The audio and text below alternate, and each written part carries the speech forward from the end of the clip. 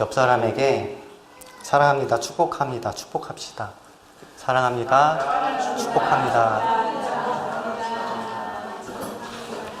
할렐루야. 사랑하고 축복합니다. 저는 오늘 미혹의 영을 대적하십시오 라는 제목으로 하나님의 말씀을 나누고자 합니다. 미혹의 사전적 의미는 무엇에 홀려 정신을 차리지 못함을 의미합니다. 미혹의 영은 쉽게 이야기하면 속이는 영을 의미합니다. 유다서는 교회 안에 들어온 거짓 교사에 대해 대적할 것을 기록하였습니다. 오늘 본문 17절에 사도 유다는 사랑하는 자들아 너희는 우리 주 예수 그리스도의 사도들이 미리 한 말을 기억하라 라고 말하였습니다. 성경을 기록한 사도들은 마지막 때에, 즉 우리가 살고 있는 이때에 거짓 교사, 즉 거짓 선지자와 미혹 그리고 이단에 대해 경고하고 있습니다. 성경에는 이렇게 기록되어 있습니다.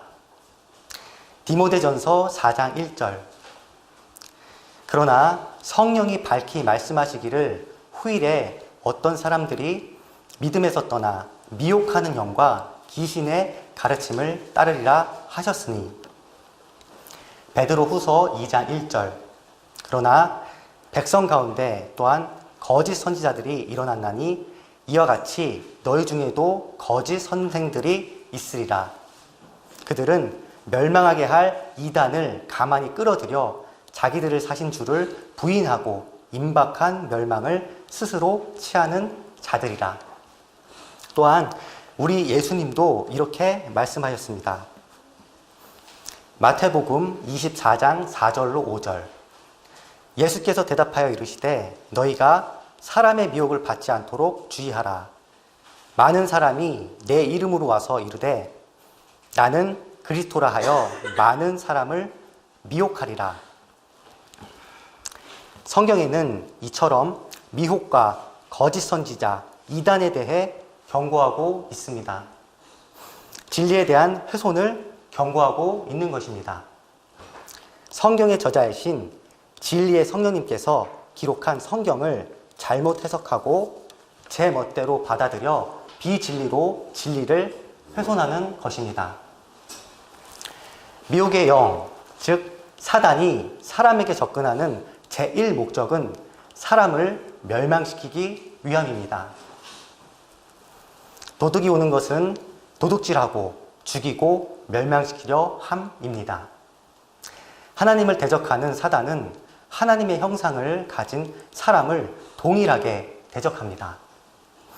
하나님을 믿는 주님의 자녀된 우리는 그들에게 제일 순위의 공격 대상인 것입니다. 하나님을 믿지 못하게 하며 사람과의 관계를 이간하며 죄를 짓게 유도하며 건강을 해하며 세상적인 쾌락으로 유도하며 시간과 물질을 헛되이 쓰게 하며 바른 방향으로 인도를 받지 못하게 막으며 하나님의 관계에도 회방을 놓습니다.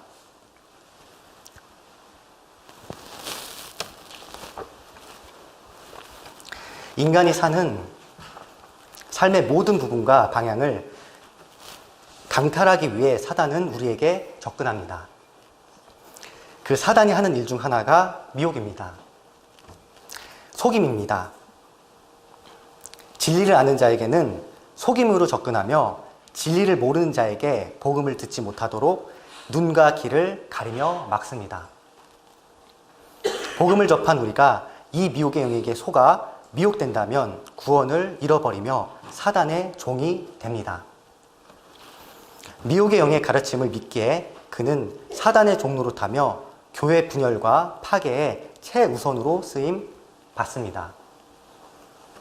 오늘 본문 19절 이 사람들은 분열을 일으키는 자며 육에 속한 자며 성령이 없는 자니라. 본문 말씀대로 성령이 없는 자인 것입니다. 20절과 21절에 보면 사랑하는 자들아 너희는 너희의 지극히 거룩한 믿음 위에 자신을 세우며 성령으로 기도하며 하나님의 사랑 안에서 자신을 지키며 영생에 이르도록 우리 주 예수 그리스도의 궁유를 기다리라. 거룩한 믿음 위에 자신을 세우며 자신을 지키라고 합니다. 유다서 1장 3절에 사랑하는 자들아, 우리가 일반으로 받은 구원에 관하여 내가 너에게 편지하려는 생각이 간절하던 차에 성도에게 단번에 주신 믿음의 도를 위하여 심써 싸우라는 편지로 너희를 권하여 할 필요를 느꼈노니. 사도 유다는 심써 싸우라 합니다. 미혹을 분별하며 대적하라는 것이며 정확한 진리를 알고 그 진리 안에서 굳건하게 설 수 있도록 우리 자신을 지키라는 것입니다. 그러기 위해서는 성경이 말하고 있는 진리를 알 필요가 있습니다. 오늘 알아보려고 하는 부분은 사단이 집요하게 공격하고 있는 미혹하는 부분이니 우리가 꼭 알아야 합니다. 오늘은 사단이 집중적으로 미혹하는 기독교 진리에 대해 알아보려 합니다.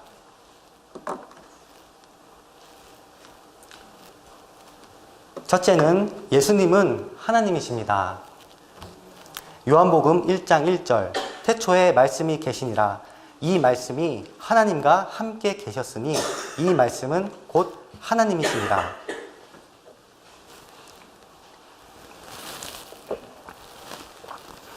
여기서 하나님과 함께 계신 말씀은 예수님을 의미합니다. 요한복음 1장 14절에는 말씀이 육신이 되어 우리 가운데 거하시매라는 구절이 있습니다. 말씀인 성자 하나님께서 사람으로 이 땅에 오신 것을 의미합니다. 완전한 신성을 가진 하나님이 완전한 사람으로 오신 성육신을 의미합니다. 뒤쪽에 우리 가운데 거하심에 인류를 구원하시기 위해 이 땅으로 오신 것을 의미합니다. 성경은 예수님을 하나님으로 기록합니다. 성부 하나님과 성자 예수님을 하나의 하나님으로 기록하였습니다. 성경의 다른 구절을 보면 요한일서 5장 20절 또 아는 것은 하나님의 아들이 이르러 우리에게 지각을 주사 우리로 참된 자를 알게 하신 것과 또한 우리가 참된 자 곧 그의 아들 예수 그리스도 안에 있는 이것이니 그는 참 하나님이시오 영생이시라. 사도 요한은 예수님을 하나님이라고 합니다. 이사야서 9장 6절 이는 한 아기가 우리에게 낳고 한 아들을 우리에게 주신 바 되었는데 그의 어깨에는 정사를 메었고 그의 이름은 기묘자라 모사라 전능하신 하나님이라 영존하시는 아버지라 평강의 왕이라 할 것임이라. 이사야 선지자도 예수님을 하나님이라고 기록하였습니다. 로마서 9장 5절 조상들도 그들의 것이요 육신으로 하면 그리스도가 그들에게서 나셨으니 그는 만물 위에 계셔서 세세에 찬양받으실 하나님이시니라. 아멘. 사도 바울은 예수님을 하나님이라고 기록하였습니다. 사도 도마는 부활하신 예수님을 만나 뵙고 이렇게 말했습니다. 요한복음 20장 28절 도마가 대답하여 이르되 나의 주님이시오 나의 하나님이시니이다. 이렇게 신구약은 예수님을 하나님으로 기록합니다. 예수님도 성경에 이렇게 말씀하셨습니다.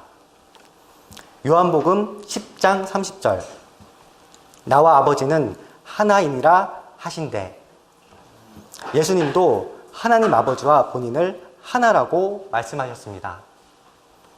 예수님은 그리스도시며 살아계신 하나님의 아들이신 것입니다.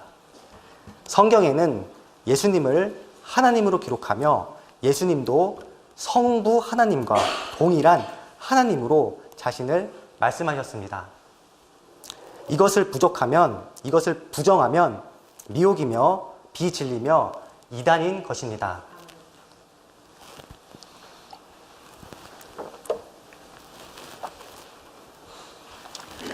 예수님의 신성을 부정하면 예수님은 단순한 사람이 되어버립니다. 이단에 빠진 자들이 하는 얘기는 하나님의 아들이 맞지만 신은 아니다라고 주장합니다. 명백히 틀린 비진리입니다.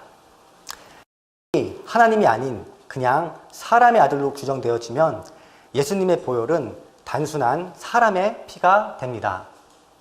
평범한 사람의 피는 인류를 구원할 아무 힘이 없는 것입니다. 명백히 잘못된 것입니다. 하나님이신 성자 예수님의 보혈로만이 우리의 죄를 사하실 수 있는 것입니다. 또한 하나의 선지자로 보는 주장이 있습니다. 이슬람이 이렇게 주장하고 있습니다. 하나님이 아닌 사람으로 보는 것입니다. 미혹이며 악한 영들이 하는 일들입니다. 예수 그리스도의 신성 부정은 유일한 이름이 부정되며 또한 메시아 부정이 됩니다. 이것들의 끝은 성경의 부정, 기독교의 부정이 됩니다. 우리의 구원은 하나님께로 가는 유일한 길인 참 하나님, 예수님을 믿어야 이룰 수 있습니다. 예수님은 하나님이시며 구원으로 가는 유일한 길이며 우리의 구세주이십니다. 이 예수님의 신성을 부정하는 것이 미혹이며 이단이며 비진리입니다. 둘째로 하나님은 삼위일체 하나님입니다. 창세기 1장 26절 하나님이 이르시되 우리의 형상을 따라 우리의 모양대로 우리가 사람을 만들고 그들로 바다의 물고기와 하늘의 새와 가축과 온 땅과 땅에 기는 모든 것을 다스리게 하자 하시고, 여기서 하나님을 우리라는 복수 대명사로 사용했습니다. 시브리 원어로 보면 우리는 복수 대명사이지만 동사는 단수 동사를 사용하고 있습니다. 즉 삼위로 계시지만 하나이심을 의미합니다.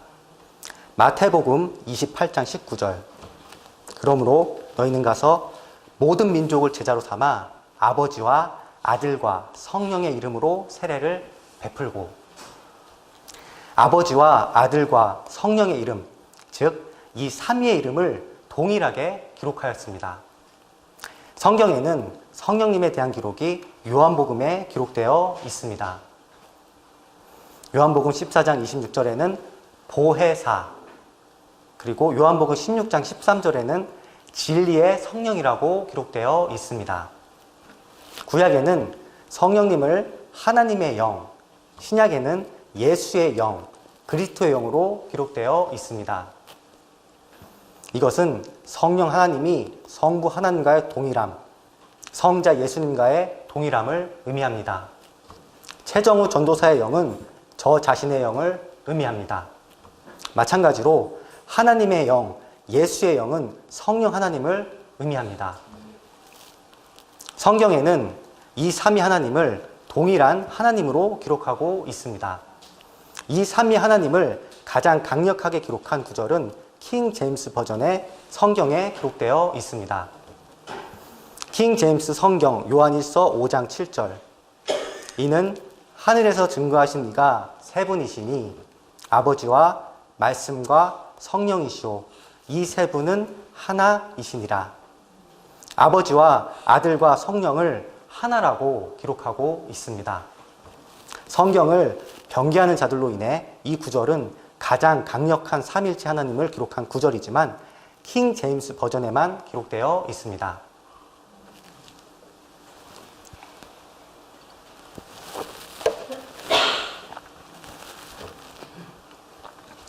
고린도후서 13장 13절 주 예수 그리스도의 은혜와 하나님의 사랑과 성령의 교통하심이 너희 무리와 함께 있을지어다. 사도 바울이 고린도 교회에 문안하며 축복할 때 성자, 성부, 성령을 삼위로 기록하였습니다. 삼위로 계신 하나님은 동일한 하나님께서 삼위로 계심을 의미합니다. 완전한 신성을 가진 동일한 하나님입니다. 종속되며 독립되는 것 없습니다. 완전한 신성을 가진 태초부터 스스로 계신 완전한 삼위의 하나님께서 완전한 하나의 하나님으로 계심을 의미합니다. 이 삼위 하나님은 우리가 머리로 이해할 수 있는 부분이 아닙니다. 이 영역은 믿음의 영역입니다. 믿음으로 받아들이는 영역입니다. 서로 다른 인격으로 계신 삼위가 하나의 하나님으로 계심을 믿는 것입니다. 이 삼위일체는 성경 진리입니다. 이것을 부정하는 것이 미혹이며 비진리며 이단입니다. 삼위일체 변개는 예수 그리스도의 신성 부정으로 연결되며 성령 하나님의 부정으로도 이어져 수많은 이단 사상으로 이어집니다. 성자 하나님과 성령 하나님의 자리에 사람이 들어갈 수 있는 틈이 생기는 것입니다. 신의 영역을 부정하니 그 자리에 사람을 집어넣고 이단 사상을 만들게 되고 사이비 교주가 생기는 것입니다. 이것은 수많은 이단들이 주장하는 기본 바탕이 됩니다.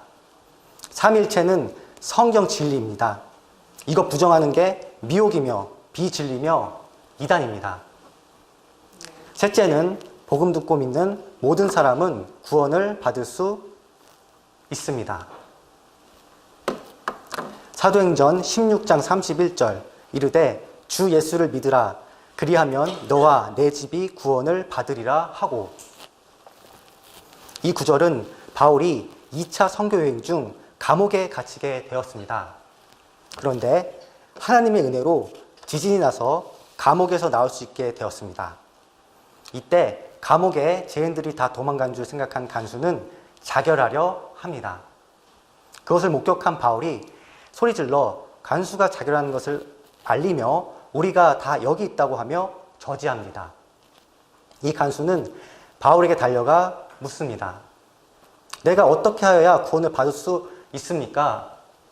사도 바울은 예수님을 믿으라 대답합니다. 이 간수는 일반 사람입니다. 바울에게 복음을 접한 평범한 사람입니다. 이렇게 성경은 예수님을 믿는 모든 사람은 구원을 받는다고 기록되어 있습니다.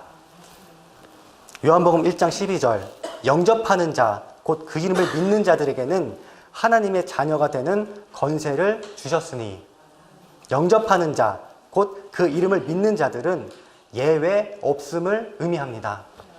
누구에게나 열려 있음을 의미합니다. 믿는 모든 자를 의미합니다. 절대 특정한 소수를 의미하지 않습니다.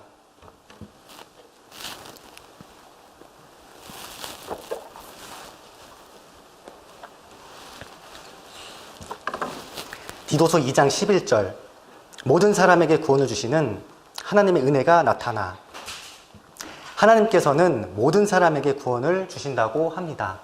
디모데전서 2장 4절 하나님은 모든 사람이 구원을 받으며 진리를 아는 데 이르기를 원하시느니라. 하나님께서는 성경에 모든 사람이 구원을 받기를 원하신다고 기록하였습니다. 특정한 소수의 무리에게만 구원을 허락하지 않으셨습니다. 로마서 1장 16절 내가 복음을 부끄러워하지 아니하노니 이 복음은 모든 믿는 자에게 구원을 주시는 하나님의 능력이 됨이라. 먼저는 유대인에게요 그리고 헬라인에게로다. 성경에는 믿는 모든 자는 구원을 주신다고 합니다. 로마서 10장 13절 누구든지 주의 이름을 부른 자는 구원을 받으리라. 이처럼 성경에는 예수 그리스도를 구주로 믿고 영접하는 모든 자에게 구원을 주신다고 합니다. 자기들만 구원이 있다고 주장하는 것은 미혹입니다. 성경의 진리를 부정하는 것입니다. 예수님의 이름의 권세는 그렇게 한정된 게 아닙니다. 특정한 소수만을 구원 주려고 가려진 게 아닙니다. 복음이란 모든 사람에게 열려있는 것입니다.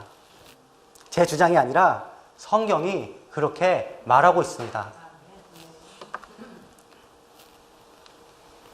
넷째는 예수님의 재림의 시기는 아무도 모르는 것입니다. 아멘. 사도행전 1장 7절 이르시되 때와 시기는 아버지께서 자기의 권한에 두셨으니 너희가 알 바 아니요. 마태복음 24장 36절 그러나 그 날과 그 때는 아무도 모르나니 하늘의 천사들도 아들도 모르고 오직 아버지만 아시느니라. 성경에는 주님의 재림 날짜를 예수님조차도 모른다고 하셨습니다. 주님의 재림 날짜를 안다고 하는 것은 미혹입니다. 우리가 마지막 때를 살고 있기에 주님의 다시 오심을 기다리며 사모하며 정결한 신부로 준비되는 것은 맞습니다. 하지만 항상 마지막 때 소식만을 귀 기울이며 치우치는 것은 주님 기뻐하지 않으십니다.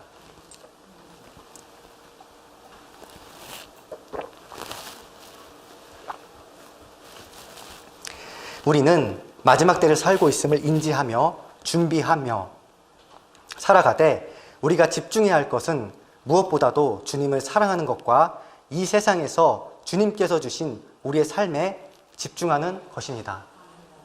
우리의 자리에서 최선을 다하는 삶을 살며 주님을 섬기며 교제하며 기뻐하고 감사하는 것입니다. 그리고 주님께서 주신 비전을 함께 이루어 나가며 주께서 주신 사명, 직분을 충성스럽게 감당하고 내 이웃과 주님을 모르는 영혼들에게 복음을 전하며 나에게 허락하신 축복의 영역, 가정을 지키며 사랑하고 모든 삶의 부분에서 최선을 다하며 살아갈 때 어느 순간 우리 주님 오시지 않겠습니까? 세상에 빛과 소금이 되는 선한 영향력을 끼치며 우리의 사명을 감당하는 것이 우리 삶의 우선순위가 되어야 합니다. 주님이 내 안에 계시며 주님과 동행하는 삶을 살아가는 우리 신부는 무엇보다도 주님이 우리에게 주신 삶에 집중하며 살아야 한다고 생각합니다. 신부로 살아가는 우리에게는 주님을 최우선순위로 살며 지금 우리가 살고 있는 삶에 초점을 맞춰서 살아가야 건강하고 균형 있는 신앙이라 생각합니다. 다섯째, 행위로 구원받을 수 없습니다. 로마서 3장 27절에서 28절. 그런즉 자랑할 때가 어디냐? 있을 수가 없느니라. 무슨 법으로냐? 행위로냐? 아니라 오직 믿음의 법으로니라. 그러므로 사람이 의롭다 하심을 얻는 것은 율법의 행위에 있지 않고 믿음으로 되는 줄로 우리가 인정하노라. 성경에는 구원에 이르는 길은 오직 믿음을 통하여라고 기록되어 있습니다. 어떤 사람의 행위, 공로로 구원의 길로 갈 수 없는 것입니다. 선행, 기부, 봉사, 헌신, 세상적인 공로, 수행, 고행, 즉 사람의 행위로 구원받을 수 없습니다. 예수님을 믿고 오직 믿음으로 구원받을 수 있는 것입니다. 어떤 사역에 속해야 한다고 미혹한 이들이 있습니다. 믿음 더하기 행위로 구원을 받을 수 있다고 합니다. 미혹입니다. 가톨릭에서의 연옥설, 돈으로 구원을 살 수 있는 면죄부, 죄다 미혹, 잘못된 것입니다. 오직 믿음입니다. 오직 믿음으로 우리는 구원을 받을 수 있는 것입니다. 여섯째, 먹고 마시는 것, 안식일, 절기를 지켜야 한다고 하는 것은 잘못입니다. 골로새서 2장 16절. 그러므로 먹고 마시는 것과 절기나 초하루나 안식일을 이유로 누구든지 너희를 비판하지 못하게 하라. 성경에는 이처럼 먹는 것과 안식일, 절기에 대해 자유하라고 기록되어 있습니다. 구약에 보면 대지를 부정하게 봅니다. 굽은 갈라졌으나 되새김질을 하지 않기 때문입니다. 그래서 구약 말씀을 적용하여 돼지고기 먹는 것을 금지하며 또한 안식일도 토요일날 지켜야 한다고 주장하는 집단이 있습니다. 잘못된 것입니다. 성경에는 먹고 마시는 것, 절기, 초하루, 안식일을 이유로 누구든지 비판하지 못하게 하라라고 기록되어 있습니다. 자유하십시오. 무엇이든지 먹어도 되며 우리가 지키는 주일도 옳은 것입니다. 고린도후서 3장 17절. 주는 영이시니 주의 영이 계신 곳에 자유가 있느니라. 우리 안에 주님의 성령님이 계십니다. 성령께서 세상 끝날까지 보호하시며 진리의 길로, 옳은 길로, 바른 길로 인도해 주십니다. 자유하십시오. 우리는 하나님의 자녀이며 상속자이며 유업을 이어받을 자입니다. 율법의 종노릇하며 구속받으며 사는 삶이 아닙니다. 명심하십시오. 우리는 하나님의 자녀입니다. 하나님의 자녀가 가진 자유와 권세를 누리시기 바랍니다. 7번째, 성경은 66권입니다.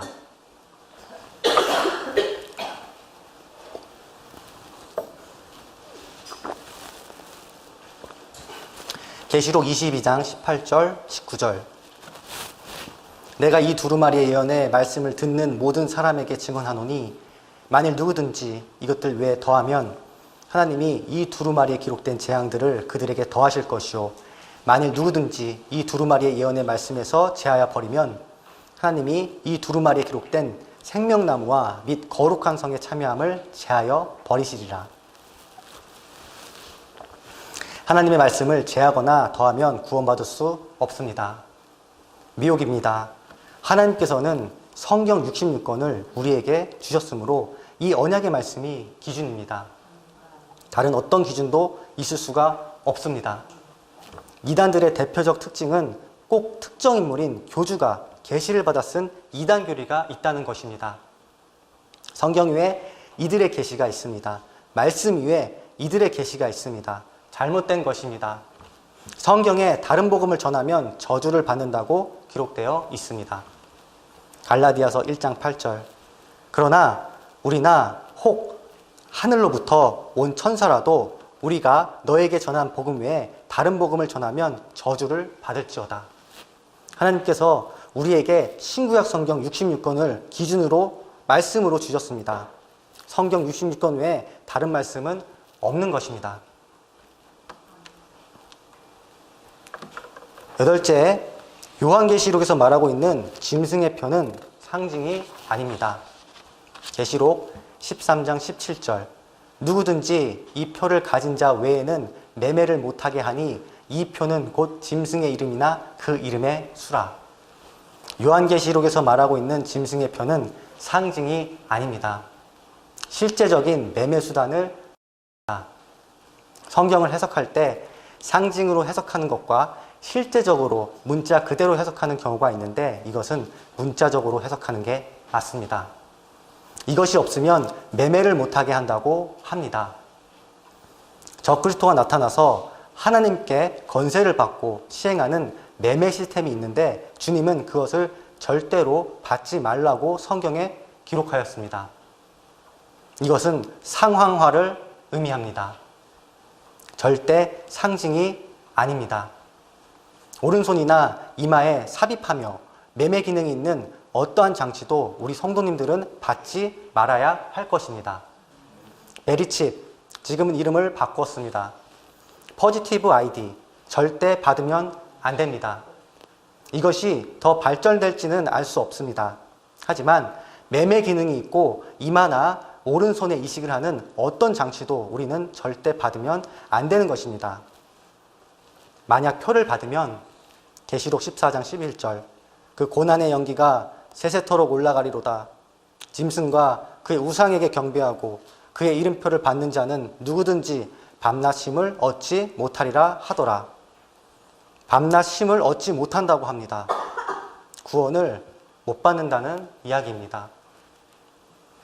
대부분의 교회에서는 이것에 대해 이야기하고 있지 아니하며 많은 목자들이 이것은 상징이니 받아도 된다고 합니다. 배도입니다. 거짓 선지자입니다. 말씀을 꼭 분별하시기 바랍니다. 계시록 13장은 상징이 아닙니다. 실제적 상황화를 의미합니다.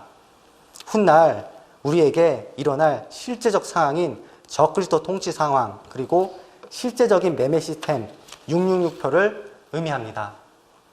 결단코 인체에 삽입하는 매매 수단을 우리 성도들은 받으면 안 될 것입니다. 자기 자신의 구원을 지키시기 바랍니다.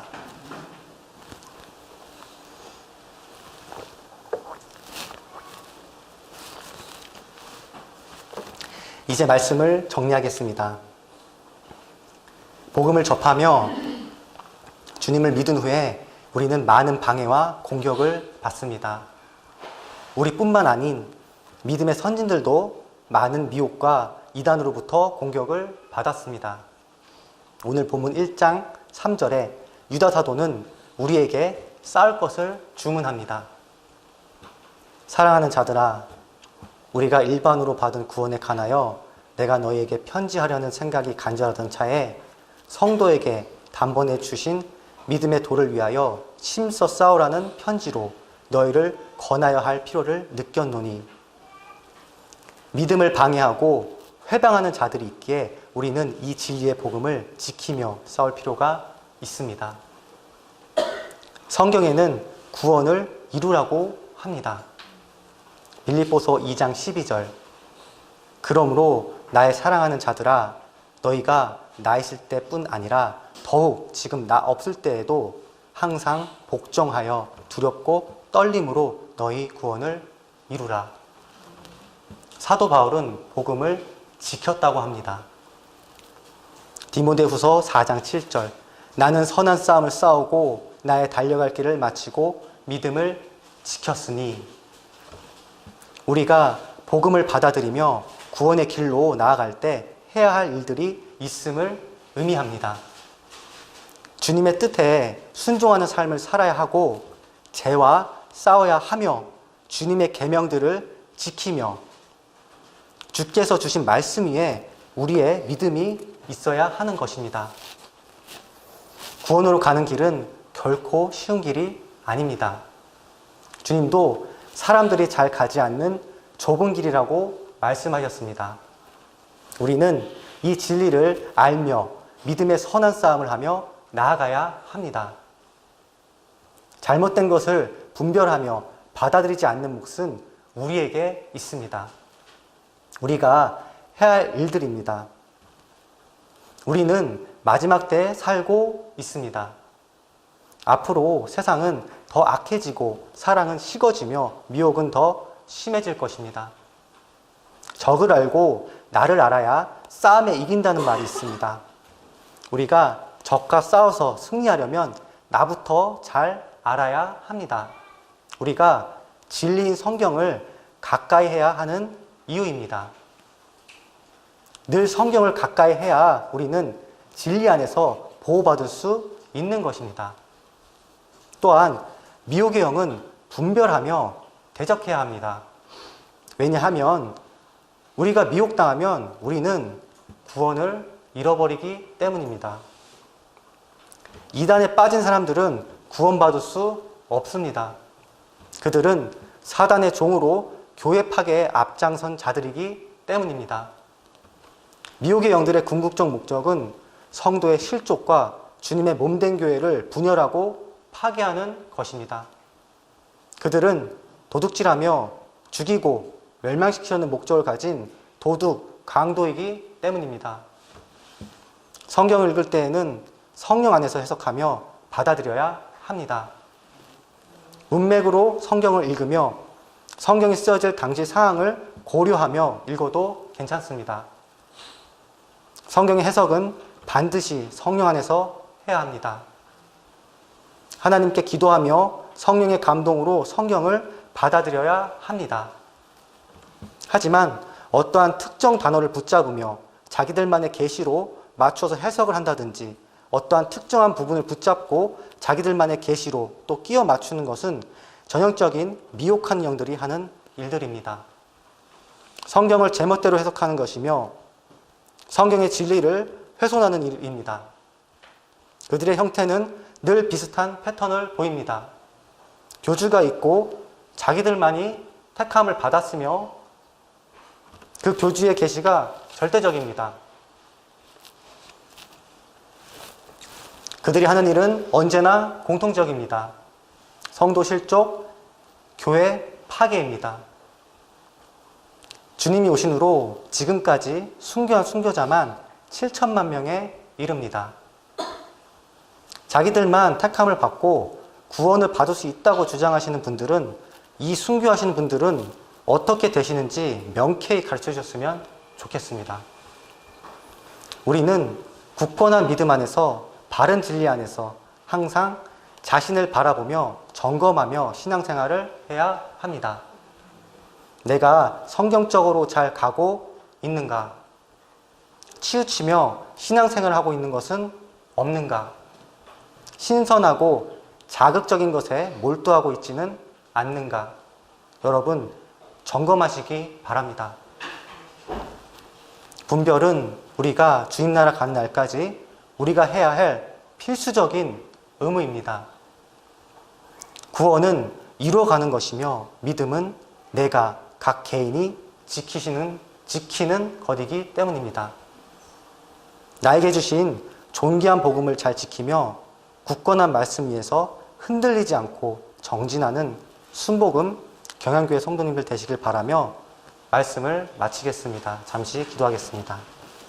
사랑하는 하나님 감사합니다. 오늘도 아버지 하나님의 말씀을 전했습니다. 아버지 잘못된 게 있다면 제하여 주시옵고 취할 것만 취하게 하여 주시옵소서. 저희 교회를 기억하여 주시옵고 저희 성도들을 함께하여 주시기 원합니다. 감사합니다. 모든 말씀 예수님의 이름으로 기도드렸습니다. 아멘.